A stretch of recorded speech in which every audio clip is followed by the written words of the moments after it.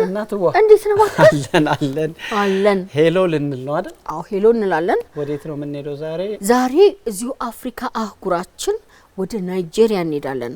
ምንም እንኳን እዚህ ናይጄሪያ ብንሄድም የእንግዳችን መኖሪያ እንግሊዝ ሀገር ነው የነበረው፣ ግን ደግሞ አሁን እዚህ አፍሪካ ውስጥ ትገኛለችና እንደው ሃሎ ብንላት ብለን ወደዛ ነው ዛሬ ሃሎ የምንለው።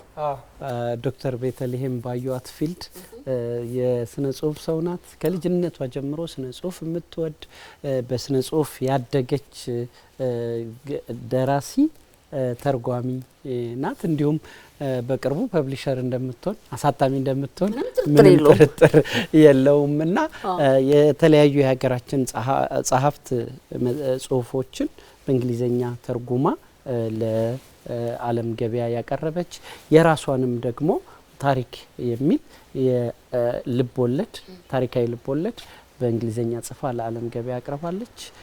እሷን ሄሎን በላት አይደለ? ሄሎ ዶክተር። ሄሎ ዶክተር ቤተልሔም። ሄሎ ኢትዮጵያ። ሄሎ እናት። ሄሎ መሐመድ፣ እንዴት ናችሁ?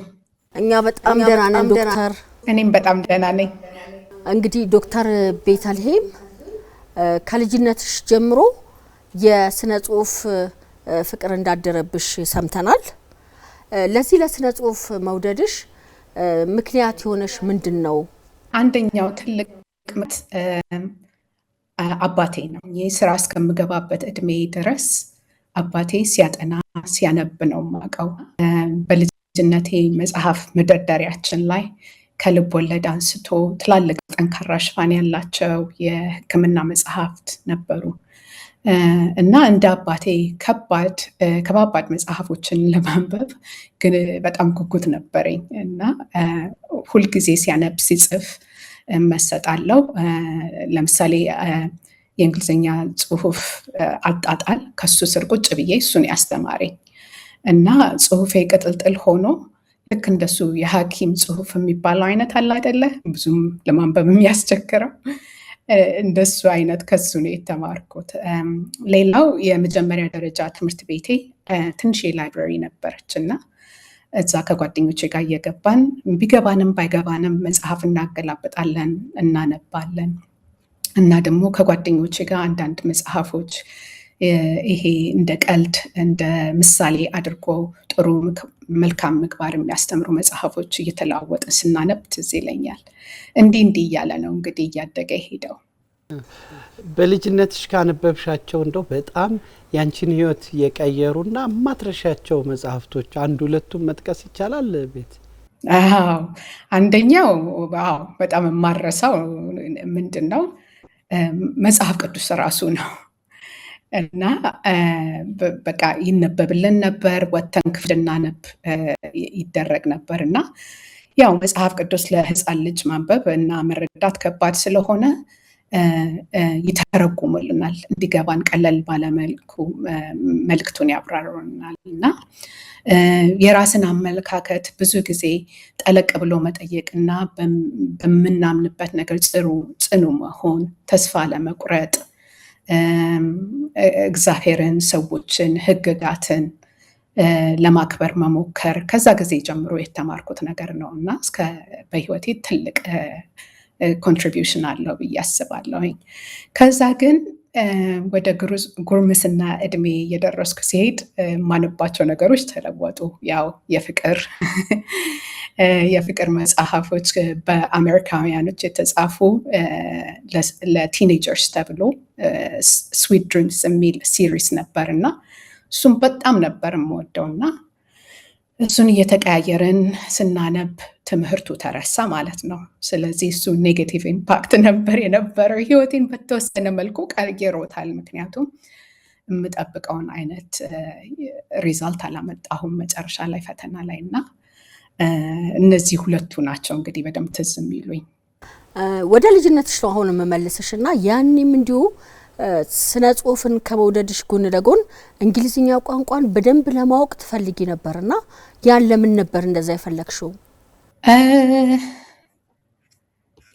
ምናልባት እናቴ አለርት የሚባል ሆስፒታል ትሰራ ነበር እና ከባልደረቦቿ ጋር ልጆቹ ተምረው የጨረሱበት መጽሐፍት ይዛ ትመጣ ነበርና እነሱን በብዛት አይ ነበረ። ከዛ በኋላ ደግሞ ታላቅ እህትና ወንድሞች ነበሩኝ፣ ሙዚቃ በጣም ያዳምጣሉ፣ እንግሊዝኛ ነው የሚያዳምጡት እና ቁጭ ብዬ ግጥሙን መስማት መዝፈን ወድ ነበረ። ባይገባኝም ነው ይሄ በቃ ኢንትረስት ያደረብኝ በዛ ነው። ከዛ ደግሞ ለምሳሌ ቲቪ ቁጭ ብለን ስናይ ታላላቆችን ተርጉሙልኝ እላለሁኝ። እነሱ በስነ ስርዓቱ አይተረጉሙልኝም፣ የራሳቸውን ማየት ነው የሚፈልጉት እና በቃ እንግሊዝኛ በደንብ ችዬ እኔ ራሴ ገብቶኝ የሚለው ጉጉት ነበረኝ እና አንዳንድ ጊዜ ዲክሽነሪ ይዤ ቁጭ እላለሁኝ በቃ ቃላቶች ለማጥናት ማለት ነው። እና እንደዛ እያለ ነው እንግዲህ የቀጠለው። ሁለቱ ፍላጎቶችን ለማስታረቅ ነው ወደ እንግሊዝ ሀገር ሄድሽው ማለት ይቻላል ዶክተር? ስነ ጽሁፉንና የቋንቋ ፍላጎትሽን አዲስ አበባም ቀጥታ ኮሌጅ ስትገቢ አዲስ አበባ ዩኒቨርሲቲ ስነ ጽሁፍ ነው የተማርሽውና እነዚህ ሁለት ከልጅነት ጀምሮ አብረውሽ የመጡ ፍላጎቶችን ለማስታረቅ ነው ወደ እንግሊዝ ሀገር ሄድሽው? አዎ ዌል የመጀመሪያ ዲግሪን በእንግሊዝኛ የሰራሁት እሱን እንግዲህ ኢንግሊሽ ሊትሬቸር ነው የሚለው እንግሊዝኛ ቋንቋና ሊትሬቸር ስነ ጽሁፍ በዛ የተነሳ ነው። ከዛ በኋላ ደግሞ ሁለተኛ ዲግሪን ለመስራት ነው ወደ እንግሊዝ ሀገር የሄድኩት።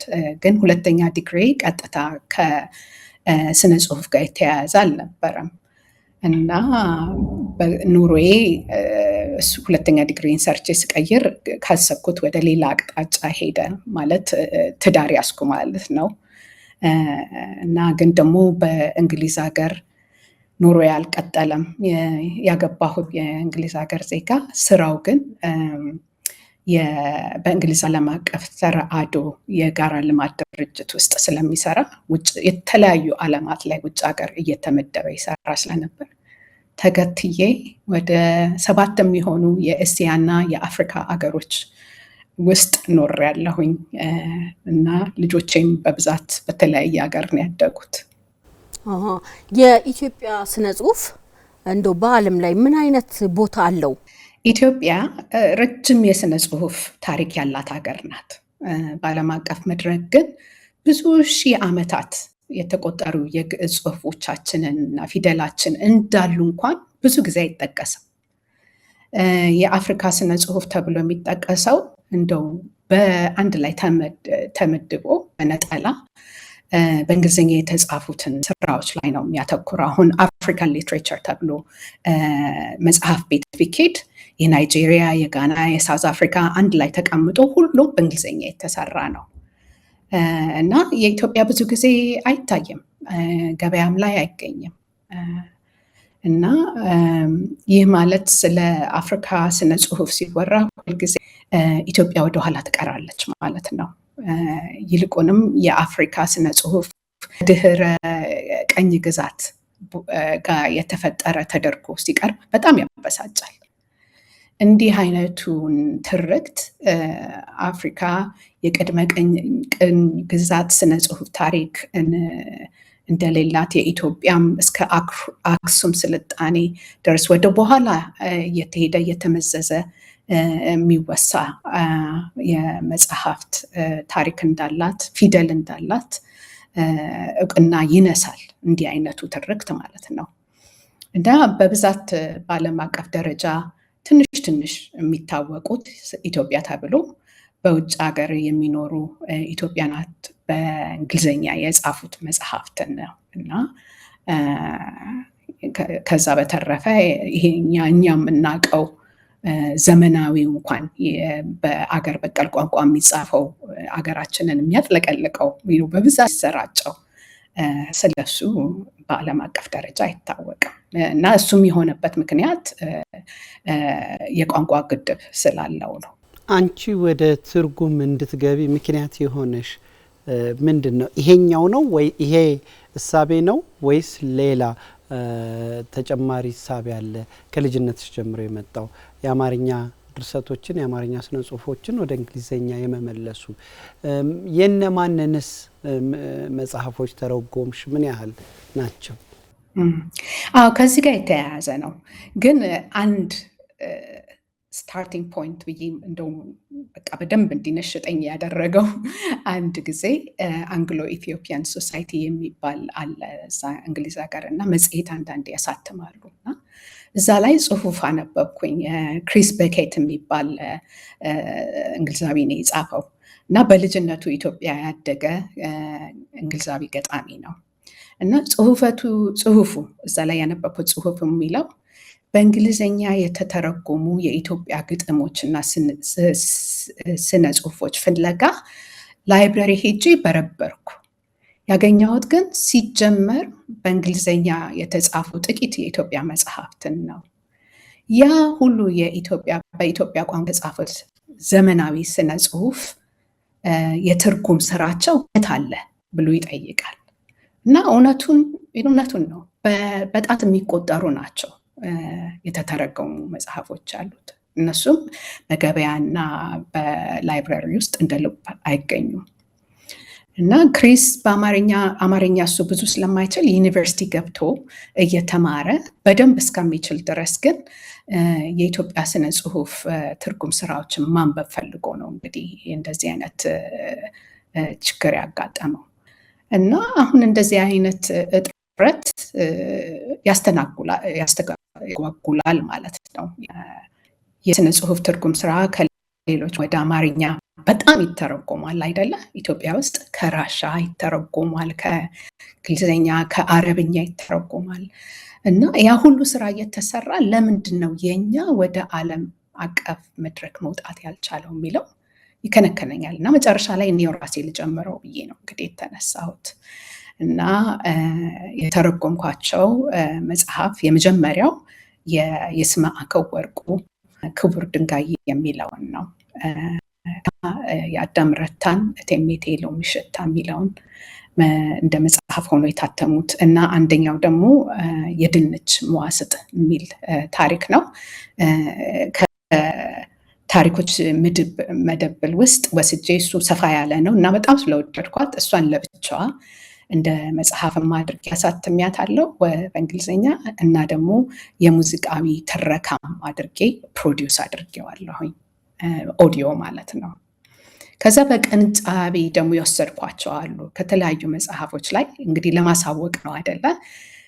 አቅሙ ስለሌለኝ አሁን ለምሳሌ የሙሉጌታ አለባቸው የበለስ አልባ ገነት የሚል አለ። እሱን ከሱ ጋር ሆነን አብረን ተርጉመነዋል። ከዛ በኋላ የአምባሳደር አዳነች ዳኛው ማን ነው የሚለው አለ። የገብረ እግዚአብሔር ሌቱም አይነጋልኝ፣ የህይወት ተፈራ ምንትዋብ፣ ከዛ የአዳም የራሱ መረቅ የሚል አለ። የእስከዳር ግርማይ ኢትዮጵያዊ ሀገሩ የት ነው፣ ከእሷ ጋር አብረን ቁጭ ብለን ቅንጫቢውን ተርጉመናል። ከዛ የኤደን ሀብታሙ ከአመጽዋት ጀርባ የሚለው አለ። እነዚህ የተወሰነ እየተረጎምክ በዩቲዩብ ላይ ማቀርባቸው፣ አንዳንድ ጊዜ ደግሞ በመጋዚን ላይ ማሳተማቸው ናቸው እና ሌሎችም አሉ፣ ግጥሞችንም ጨምሮ ሌሎችም አሉ። ዶክተር ቤተልሔም የአዳም ረታን እቴሜቴ የሎሚ ሽታ የመመረቂያ ጽሁፍሽ አድርገሹ ነበርና 4 ዓመት እንደፈጀብሽ ሰምተናል። ምን አይነት ተግዳሮት ነበረው? ችግሮቹ ወይም ያለፍሽበት መንገድ እንዴት ነበር? እንደምታውቁት የአዳም ረታ መጽሐፎች ለመተርጎም አይደለም፣ በአማርኛ እንኳን አንብቦ ሙሉ በሙሉ ጥልቀታቸውን ለመረዳት ትንሽ ያስቸግራል። እና የጥናቱ እቅድ የኢትዮጵያን ስነ ጽሁፎች ለዛቸውን እንደጠበቁና ጥልቀታቸውን በሚገባ በሚያሳይ ደረጃ መተርጎም የሚያስችል የትርጉም ጽንሰ ሀሳብ መንደፍ ነበረ እና 4 ዓመት ፈጀብኝ ሲባል መጽሐፉን መተርጎም ብቻ አይደለም፣ እነዚህንም ጥናቶች ማቅረብ ነው እና የምዕራባዊ ትርጉም ቲዮሪዎች ላይ ጥናቱን እዛ ላይ ቤዝ እንዲያደርግ ካደረጉት በይበልጥ የእነሱን ባህልና የስነ ልቦና ይዞ ሊወጣ ነው እንግዲህ ትርጉሙ። በዛ ላይ አንዳንድ የኛ ባህልና ታሪክ ላይ ተመርኩዞ የተተረኩ ትርክቶችን የኛን ቅድመ ታሪክ ሳይጨምር ከተተረጎመ በምዕራባውያን አመለካከት ዲስቶርት እንዲደረግ በራሳቸው መነጽር እንዲያዩት በር መክፈት ነው አይደለም። እነዚህን አይነት ጥያቄዎች ለመመለስ ጥናቴ ላይ የተለያዩ ሜቶዶሎጂዎች ተጠቅሜ ለምሳሌ የኢትዮጵያ ስነ ጽሁፍ ባለሙያዎች የአንደኛውን የአጭር ታሪክ የመጀመሪያውን ድራፍት ተሰብስበን አብረን አዲስ አበባ ቁጭ ብለን እንዲተቹት አድርጌያለሁኝ እና ከዛ በኋላ ጉድለቴን አግኝቻለሁ ማለት ነው። እና ይህንን ጉድለት በምን አይነት መንገድ ላስተካክለው እችላለሁ የሚለው ጥያቄ ለሆኖ ከዛ በኋላ ደግሞ ከአዳም ረታ ጋር ኢንተርቪው አድርጌያለሁኝ እና የእሱንም አስተያየት ወስጃለሁ። የአንባቢውን፣ የባለሙያውን፣ የጸሐፊውን አስተያየት ወስጄ የተለያዩ አስተያየቶችን ወስጄ እንዴት አድርጌ ነው እንግዲህ ይሄንን ኦሪጂናል የሆነ ስራ የትርጉም ቲዮሪ መፍጠር የምችለው እና ጽሁፉን ለዛ ባለው ጥልቀት ባለው መንገድ ማሳደግ መተርጎምና የምችለው የሚለውን ያየሁት እና እንዲህ ሳረግ ምንድን ነው ለምሳሌ አንድ ልስጣቸው ከተሰጠኝ አስተያየቶች ውስጥ አንዷ ተሳታፊ ምን አለች ስንወያይ፣ አንድ ታሪኩ መች ትመጣለህ ነው የሚለው ታይትሉ እና ርዕሱን ሳዳምጠው አለች አይ ቲንክ ሮማን ተወልደ ናት አንዷ ተሳታፊ፣ የአስቴር አወቀን ዘፈን ያስታወሰኛል አለች እና ኢንትረስቲንግ እኔ እንደሱ ብዬ አላሰብኩትም ምናምን ተባብለን ዲስከስ አደረግንበት። ከዛ አዳምን ሳገኘው እንደዚህ የሚል አስተያየት አገኘሁኝና እውነት ነው አስበኸው ነው ወይ የሚለውን ጠየቅኩት። ከዛ አዎ ከመነሻው ከዘፈን ነው ግን የአስቴር አወቀን አይደለም እኔ ያሰብኩት አለ ይሄ የባህል መች ትመጣለህ ቅዳሜ ቅዳሜ ነው ሰርግ ላይ የሚዘፈነው አለ አይደለ፣ እሱ ነው የመጣብኝ እና ከሱ ነው የተነሳሁበት እና እንትኑ ምንድነው የተነሳበት ምክንያት ሰው ሲያነበው ልክ እንዲህ ሲያነበው ያ ትዝታ ውል እንዲልበት እንደ ቀልድ ነው እና እንግዲህ የሱ ስራ ምን ያህል ጥልቅ እንደሆነ ታዩታላችሁ። አሁን ይሄኛው ወደ እንግሊዘኛ ሲተረጎም እኛ አንባቢ እንደዛ አይነት ትዝታ ውል እንዲልበት መች ትመጣለህ ብለው አይገባውም አያውቀውም ዘፈኑን። ስለዚህ ያለኝ እድል ምንድን ነው በእነሱ ባህል መች ትመጣለህ ጋር ተመሳሳይ ነገር ዘፈን ካለ የእሱን በሱ ጋር አመሳስዬ መተርጎም እነሱም ሲያነቡት የዛን አይነት ለዛ እንዲሰጣቸው ማለት ነው እና when will you come ከማለት when will I see you again ትርጉሙ በጣም ተመሳሳይ ነው እና በዚህ ርዕስ ደግሞ 3 Degrees የሚባሉ የጥቁር አሜሪካውያን ባንዶች የተጫወቱት ቶፕ 100 ሊስት ውስጥ ቻርት ውስጥ የገባ በጣም በዓለም ላይ የሚታወቅ ዘፈን አለ። ይሄኛው በ1970ዎች ውስጥ ነው። በ2000 ደግሞ አሁን በቅርብ ጊዜ ደግሞ አዴል የምትባል የእንግሊዝ ዘፋኝ when will I see you again የሚል ዘፈን አላት እና በተለያየ እድሜ ላይ ያሉ አንባቢዎች ሲያዩት ይሄንን when will you come ያ ትዝታ ይመጣባቸዋል ማለት ነው። አዳም ያሰበው ግብ እንትን ያስበው ነገር ተሳክቷል ማለት ነው እና እንደዚህ ነው ጥልቅ እየሄደው ማለት ነው። ሌላው ትልቁ ፈተና ግን በዚህ ሂደት ላይ የእንግሊዘኛው ብዙ ተጽዕኖ ኖሮት የአማርኛው ለዛ እንዳይደበዝዝ ደግሞ እንደገና ሚዛናዊ የሆነ ነገር መጠበቅ አለበት ማለት ነው። ይህንን ይመስላል። እንዳልሽው የአዳምን መጽሐፍ እንኳን ወደ ሌላ ቋንቋ መቅዳት እዚህም መረዳት ከባድ ነው። ርዕሶቹ ራሳቸው ከባድ ናቸውና ግን በጣም ደስ ይላል። እንደው ዶክተር ሰዎች በተለይ የውጭ ሀገር ሰዎች በሄድሽባቸው አካባቢዎች እነዚህ የተተረጎሙ መጽሐፍትን አንብበው የሚሰጡት አስተያየት እንዴት ነው? ተቀባይነታቸውስ እንዴት ነው? እንዳሰብሽው ነው ወይ?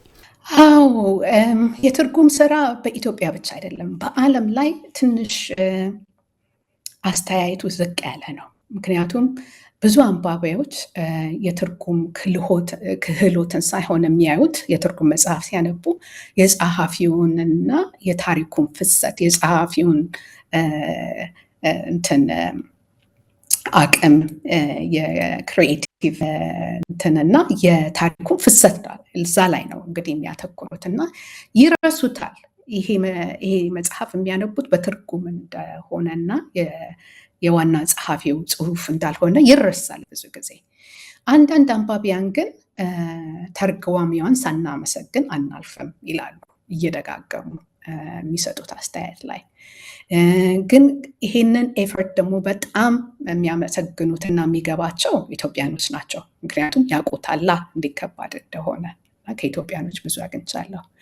በተጨማሪም ከተለያዩ ተቋሞች ለምሳሌ የግሎባል አፍሪካ ተርጓሚዎች ሽልማት አግኝቻለሁኝ የመጀመሪያውን መጽሐፍ በጻፍኩት እና እንዴት ከባድ ስራ እንደሆነም ስለሚያውቁት ይሄ ከገንዘብ ጋር የተያያዘም ጥቅማ ጥቅም ይሰጣሉ ኢንካሬጅ ለማድረግ ማለት ነው።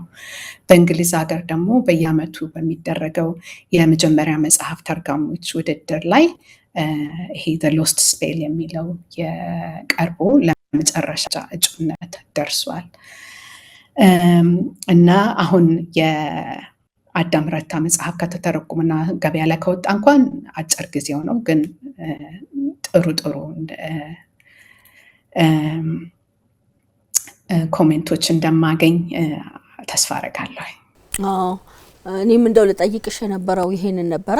አንቺ የኢትዮጵያን ስነ ጽሁፍ ለመላው ዓለም እያስተዋወቅሽ ነው። እንደው የተገኘ ውጤት አለ ወይ እያልኩ እያሰብኩ ነበረ። የምታስታውሹ ወይ የምትጨምሪው ነገር ካለ? ዋናው ጽሁፉ ብቻ አይደለም፣ ትርጉሙ ብቻ አይደለም፣ የጥናት ጽሁፉ አሁን ለኔ በጣም ትልቅ ቦታ የተሰጠው የጥናት ጽሁፉም ጭምር ነው እና ከሱ ጋር በተያያዘ በተለያየ መድረኮች ላይ የማቀርባቸው ውይይቶች አሉ እና ስነ ጽሁፍ ላይ የሚሰሩ ሰዎች ተቋማት ስለ ኢትዮጵያ ስነ ጽሁፍ እንዲያውቁ በዛ መድረክ ላይ ነው የበለጠ ማስፋፋው እና ጥናቴ ደግሞ ለየትና ደፈር ያለው ምን አይነት አስተያየት ይዤ ቀርብ ያለው የኢትዮጵያ የረጅም ዘመን ጽሁፍ ታሪክ ስላላት የምዕራባውያንም ሆነ የአፍሪካ ድህረ ቀኝ ግዛት የትርጉም ቲዎሪ የኛን ዘመናዊ የስነ ጽሁፍ ለመተርጎም በቂ አይደለም እና እንዲህ ብሎ መድረክ ላይ መናገር ራሱ በጣም ደፋር ነው። መጀመሪያ አካባቢ እኔ ማንነኝ እንዲህ ለማለት የደፈርኩት? ምንስ ይዤ ይቀርባለሁኝ? አንድ ነገር ክሪቲሳይዝ ማድረግ ቀላል ነው፣ ግን ደግሞ ለዛ ነገር መፍትሄ ይዞ መቅረብ ሌላ ነገር ነው እና እንደ መፍትሄ አድርጌ ይዤ የቀረብኩት እኔ ምንድነው የኢትዮጵያ የጥንት የኦርቶዶክሳዊ ቤተክርስቲያን የትርጉም ስራ ላይ የተመሰረተ ቲዮሪ እና ቴክኒክ ማለትም የቅኔ ትርጉማ እንደ አንድምታ የሚባሉ አሉ። አሁን ቅኔን ለመተርጎም ቅጸላ የሚባል ፕሮሰስ አለ። ቁጭ ብሎ አንድ ሰው ጽሁፍ ውስጥ ልልቅ ሆኖ ደጋግሞ አንብቦ የተለያየ ትርጉም አግኝቶ ከዛ ውስጥ የትኛው ነው የበለጠ ይሄንን የመጀመሪያውን ጽሁፍ ሊቀርብ የሚችለው አንባቢ ውስጥ ሊረዳ የሚችለው ብሎ መመራመር ነው እና ይሄንን ውጤት ለማሳየት ነው እንግዲህ የአዳም ረታን ያህል ጥልቀት ያለው ስራና የተወሳሰበ አተራረክ ተርጉሜ ለማሳየት የሞከርኩት ማለት ነው። ለኔ እሱ ከሁሉም በላይ ትልቅ ነው ብዬ አስባለሁ። ዘ ሎስት ስፔል ከተተረጎመ በኋላ ቅድም ጀመር አድርገሽዋል። በእርግጥ ይሄ የይስማዕከ ወርቁ ክቡር ድንጋይ ለንደን ላይ በጣም ዓለም አቀፍ ትልቅ ውድድር ላይ ጥሩ ሄዶ ነበረ። እንዲህ አይነት ውድድሮች ላይ የኢትዮጵያ ስነ ጽሁፍ መግባቱ ላንቺስ ለስራ መነሳሳት ምን ፈጠረልሽ? ለኢትዮጵያ ስነ ጽሁፍ ያለው ሚና ምንድን ነው ትያለሽ? በጣም ትለው እንጂ ምክንያቱም የኢትዮጵያ አይደለም የአፍሪካም አልነበረም። ከአፍሪካ አንድ የነበረው እሱ ነው እና በጣም እንትን ይላል ያነሳሳል እና ደግሞ እሱን በእጩነት የመጨረሻ በእጩነት ሲቀርብ የሀገር አልባሳችንን ለብሰን ልጆቼን ይዤ የበለጠ ኢትዮጵያ እንድትታይ ያደረኩበት ነው እና ይሄ ፕሮሰስ ራሱ ከመድረኩ ውጪ ለምሳሌ ዊኪፒዲያ ላይ ብትገቡና የእንግሊዞች የመጀመሪያ መጽሐፍት ሽልማት ብላችሁ ብታዩ አለ፣ እሱ ይገኛል። ቤተልሔም እንደተረጎመችው ሎስት ስፔል ተብሎ አለ እና ሰፊ ነው፣ በጣም በጣም ሰፊ ነው። ደግሞም በጣም ኢንካሬጅ ያደርጋል። ዶክተር ቤተልሔም ያው እንግዲህ የኢትዮጵያን ስነ ጽሁፍ በተለይ በዓለም በደንብ ለማስተዋወቅና ሌሎችም ይሄንኑ እንዲያደርጉ ለማድረግ ምንድነው መደረግ ያለበት? ከማንስ እንደው ምን ይጠበቃል? እኔ በራሴ ባለኝ አቅም መተርጎም ብቻ አይደለም የምሰራው። አንድ ስራን ከተረጎምኩ በኋላ ማሳተሚያ ድርጅት የምፈልገው እኔ ነኝ እና በዓለም አቀፍ ደረጃ የተለያዩ አንድ አሳታሚ ለማግኘት 60 ድረስ ደብዳቤ መጻፍ ይኖርብኛል እና እኔ ነኝ አሳታሚ የማገኘው። ከዛ በኋላ ለስነ ጽሁፍ ባለሙያዎች አስተያየት ለማግኘት በሶሻል ሚዲያ ላይ ማርኬት አደርገዋለሁ የተለያየ ነገር እና ይሄ የአንድ ሰው ስራ መሆን የለበትም። በተቋማት መደገፍ አለባቸው። ምክንያቱም ካልሆነ እየቀጨጨ ነው የሚሄደው። ምንም የዛን ያህል ውጤቱ ሰፊ እየሆነ አልሄደም እና አንደኛው እሱ ነው። ተቋማት እርዳታ ማድረግ አለባቸው እና ደግሞ ትልቅነቱን ለማሳወቅ አሁን ለምሳሌ የኢትዮጵያ ስነ ጽሁፍ በአገር ቋንቋ ተገድቦ ከቀረ በዓለም አቀፍ ደረጃ ላይ አስተያየቶች አያገኝም። እንደዛ አስተያየት ሲያገኝ ሲተች ከሌሎች ስነ ጽሁፎች ጋር መወዳደር ሲችል ነው እንግዲህ ስነ ጽሁፍ እያደገ የሚሄደው እና ቀላል ነገር አይደለም። ተቋማት በጣም በጣም ይሄንን መደገፍ መቻል አለባቸው። የትምህርት ተቋማት፣ የስነ ጽሁፍ ባለሙያ ድርጅቶች፣ የተርጓሚ ድርጅቶች ይሄንን ስራዬ ብለው ወደፊት ማሻሻል፣ ትሬኒንግ መስጠት፣ ማርኬት ማድረግ ይህንን የመሰሉ ስራዎች እንግዲህ በጣም መሰራት አለባቸው። ዶክተር አንቺ ራስሽ እዚህ አዲስ አበባም እያለሽ ከልጅነትሽ ጀምሮ ስነ ጽሁፍ በጣም ነው የምትወጂው። አዲስ አበባን ታውቋለች። ከተማረችበት ትምህርት ቤት ጀምሮ ጌጃ ቃለ ሕይወት ነው የተማረችው፣ መሀል መርካቶ አብነት እና ይሄ ብዙ ዓለምን እንዳየ ሰው የራስሽንስ ስራ የራስሽን ወጥ ስራ ባዮግራፊም ሆነ ወይም የጉዞ ማስታወሻዎችሽን ዳይሪዎችሽን ወይም ያንቺ ወጥ የስነ ጽሁፍ ስራን መቼ እንጠብቅ? የሚገርም ቅድም ረሳሁት ሳልጠቅሰው እንጂ አንደኛ ወደ ትርጉም ስራ እንዲሄድ ያደረገኝ የራሴን ስራ ሰርቼ መጽሐፍ ማሳተሚያ ጋር ስደርስ እንደገና ደግሜ ሳነበው ይሄ ነገር ጥሩ አይደለም አልኩኝ። ኢትዮጵያ ላይ እነዛን የመሳሰሉ ጽሁፎች እያሉ እኔ የነሱ አይነት ተሰጥኦ ከሌለኝ ከዚህ ጋር ከምታገል የነሱን ጽሁፍ ተርጉሜ ለዓለም ባሳይ ይሻላል። የዛን ያህል ጥሩ የሆነ ስራ ይዤ መቅረብ ካልቻልኩ በዚህ ሰዓት እስቲ ተከድኖ ይቀመጥና የሌሎቹን ላንጸባረቅ የሚለውም ነገር ነበረ እና ጽፋለሁኝ፣ በጣም ብዙ ጽፋለሁኝ። ግን ብዙ ጊዜ ኢትዮጵያ ላይ ከሚሰሩት ጽሁፎች ካነበብኳቸው ደግሞ የሚገባኝንም ያህል የዛን ያህል የኢትዮጵያን ጽሁፎች አላነበብኩም። ገና ብዙ ማንበብ አለብኝ እና ከነሱ ጋር ሳወዳድረው የራሴ ጽሁፍ ትንሽ ወደኋላ እየቀረብኝ ነው። ግን አንድ መጽሐፍ አሳትም ያለሁኝ የታሪክ ፊክሽን ነው፣ ሂስቶሪካል ፊክሽን የሚባለው አይነት ነው እና ታይትሉ ራሱ ታሪክ ይላል እና እዚህ ጋር ካለ እዚህ ጋር የሚታያችሁ ከሆነ እቺ የልጄ ፎቶ ነው ላዩ ላይ ያደረግኩበት እና የእውነታ ታሪክን ይዞ ግን ደግሞ ወደ ፊክሽን እየቀየረ እንግሊዞቹ እንደሚያደርጉት እንግሊዞቹ ታሪካቸውን እንዴት እያደረጉ በሙቪ በቲያትር እና እንደዛ ነው። እኛም እየሄድን እየመነዘርን ታሪካችንን ፊክሽንም እየጨመርንበት ሰውን በሚማርክ ሁኔታ መጻፍ አለብን ብዬ ነው እና ወደ 10ኛው ክፍለ ዘመን ከክርስቶስ በፊት ያሉ ታሪኮችን ሄጄ ያው እንግዲህ የምንሰማቸው እኮ ናቸው የንግስተ ሳባን ታሪክ እና ግን በሌላ መልኩ ከዛም በኋላ ጦርነቶቻችንን በተለያየ መልኩ ገጽታ እያየሁኝ ምናምን እንግዲህ ለመስራት ሞክሬያለሁኝ እና ይሄ ከምተረጉመው ደግሞ የጽሁፍ ችሎታ የበለጠ እያደገ ሄዶ የራሴንም አንድ ቀን ማስወጣ በደንብ የሚያስደስተኝ ስራ አውጣለሁ ብዬ አስባለሁ። ታሪክ የሚለው መጽሐፍ ታትሞ ገበያ ላይ ውሏል አይደል? ታሪካዊ ልቦለድ ማለት ነው። እንደው ከዚህ ጋር ተያይዞ እዛ ያላችሁ በተለያዩ ሀገር የምትኖሩ ኢትዮጵያውያን በጋራም ሆናችሁ አንድ ላይ ሆናችሁ ይሄ ኢትዮጵያ ውስጥ የፐብሊሺንግ እና የዲስትሪቢዩሽን ትንሽ ችግሮች አሉ። ብዙ ጠንካራ ዲስትሪቢዩተር የለም፣ ፐብሊሸሮችም የሉም እና እናንተስ እንደ ኢንቨስትመንት ችግሩን እንዳየሰው የዚህ የፐብሊሺንግ ነገሩ ላይ በጋራ በግሩፕ ወይም በግልሽ የመግባት ሐሳቤው የለም? አለ፣ በጣም አለ። እንደውም አሁን ባለቤቴ ሃይር ሲያደርግ ስራ ጨርሰን እንግዲህ ቁጭ ማለት የለም፣ እኛ ወጣት እየሆንን የምንሄደው ብዙ አናረጅም እያልን እየታገለን ነው አይደለም።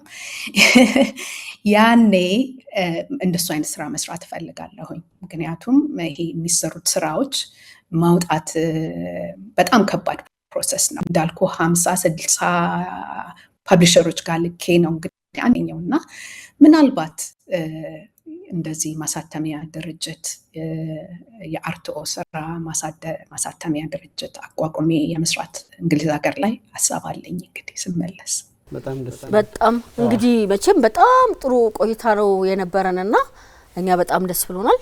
እንግዲህ በየቤታቸው ነው ይሄንን ዝግጅት የሚከታተሉ ቤተሰቦቻችንም እንደሚደሰቱበት ያው ምንም ጥርጥር የለንም። ዶክተር ቤተልሔም ለሰጠሽን ጊዜ እጅግ በጣም ከልብ ነው የምናመሰግነው። በጣም እናመሰግናለን ዶክተር ቤተልሔም።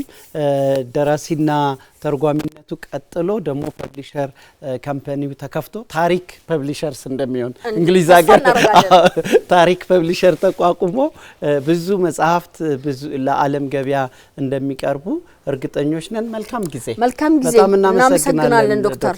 በጣም አመሰግናለሁ። መልካም እናንተ